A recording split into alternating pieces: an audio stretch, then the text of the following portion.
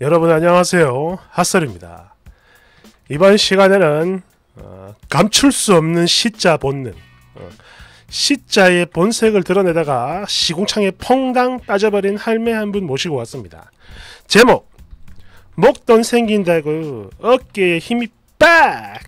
천사가면 벗어 던지고 시자질 하려던 우리 시엄마. 아이고 이를 어째 폭삭 망하셨네 예. 깔깔깔깔깔깔깔. 원제 돈이 생긴다고 하니 그때부터 돌변한 시어머니. 여러분 안녕하세요. 저는 결혼 10년차 그리고 8살 된 남자아이 하나 키우는 전업주부입니다. 지난 세월 저희 남편과는 아무 갈등 없이 잘 지내왔고요. 지금도 변함없죠. 참 좋은 사람입니다. 내 사랑. 다만 결혼하기 전 딱 한 가지 제 마음에 걸리는 게 있었는데요. 저희 시댁이 좀 많이 가난하다는 거? 그 많다던 재산 다 날리고 보증 플러스 배신 거기에 사기까지. 노후 준비가 전혀 되어 있지 않은 상태였어요. 이게 제 마음에 걸렸죠. 그래도 다행인 건 저희 남편 하는 일이 잘 풀려서 시댁에 많은 도움을 드렸고 이 부분에 대해 전혀 아무 불만 없었어요. 아니 오히려 그냥 당연한 거라 생각을 했죠. 부모 자식이니까. 또 자기 부모님에게 뿐만이 아니라 저나 저희 친정에도 너무 잘하는 사람이라 고맙기까지 했습니다.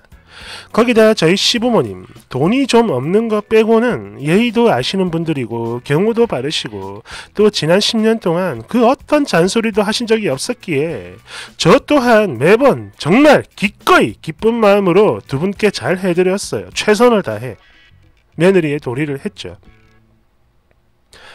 그랬는데 몇 달 전 문제가 터졌습니다. 아무런 기대도 하지 않았던 곳에서 수억대, 아니 거의 10억에 가까운 실로 어마어마한 큰 돈이 당신들께 생긴 것인데요. 그러니까 정확히는 생길 뻔한 거죠. 생길 뻔.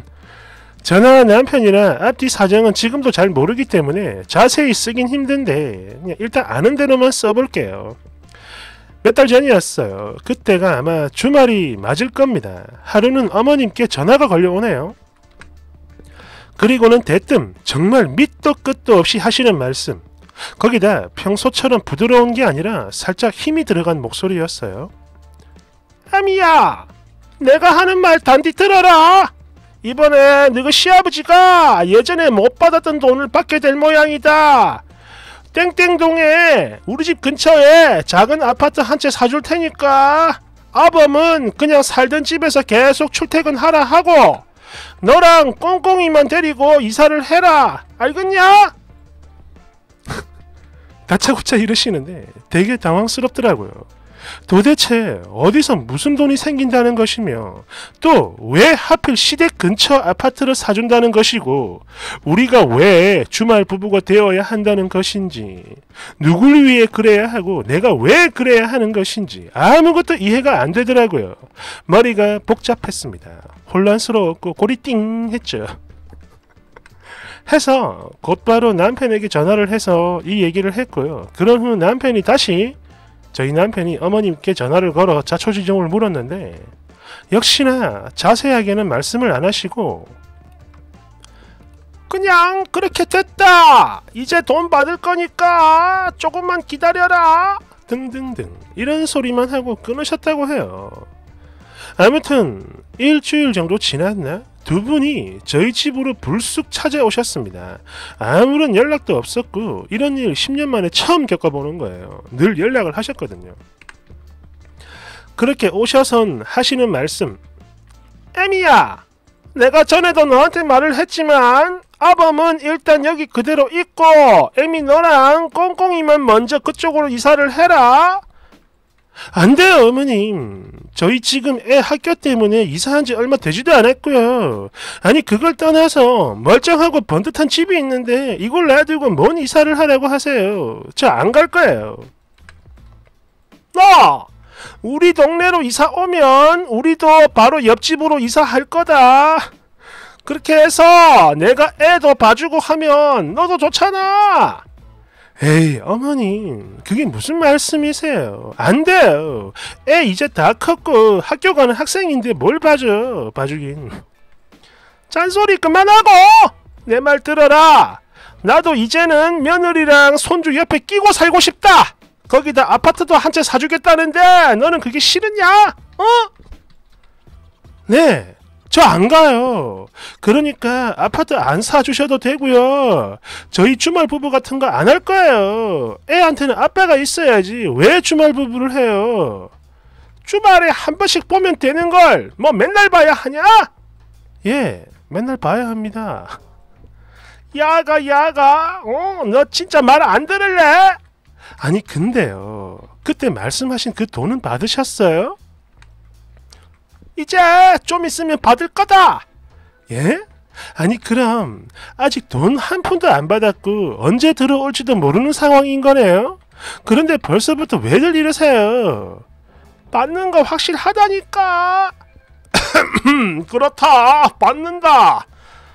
아니 확실히고 뭐고 간에 아직 못 받았잖아요. 그동안 이런 일이 뭐 한두 번 있었던 것도 아니고 아버님이 맨날 어디서 돈 나온다 애가 나온다 그런데 받았던 적은 한 번도 없었잖아요 어머님 이라고 얘기를 하자 이번엔 절대적으로 확실하다며 무조건 이사를 오라고 합니다.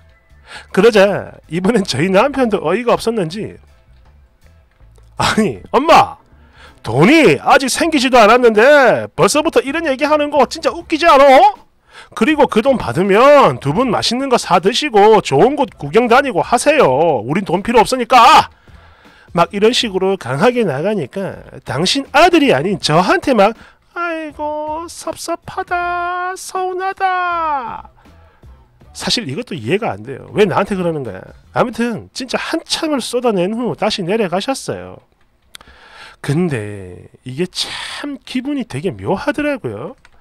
이 모든 게 처음 있는 일입니다. 지난 10년 동안 며느리 고생시키기 싫다며 저희 사는 집에도 잘 안 오셨고 진짜 늘 입버릇처럼 니들끼리만 잘 살면 그만이다. 우리는 신경 꺼라 라고 하셨던 분 맞나 싶더라고요. 그 모든 게 빈말이었나 가식이었나 싶고 정말 허탈했습니다. 허무했죠. 거기다 이제 큰 목돈이 생긴다고 하니까 기죽을 거 없다라는 생각을 하신 건지 뭔지 멀쩡하게 행복하게 잘 살고 있는 당신 아들 내외를 강제로 주말 부부로 만들고 그렇게 해서 며느리를 꼭 반드시 자기 옆에 두고 싶다던 저희 어머님. 저는요 지금까지 늘 그랬어요.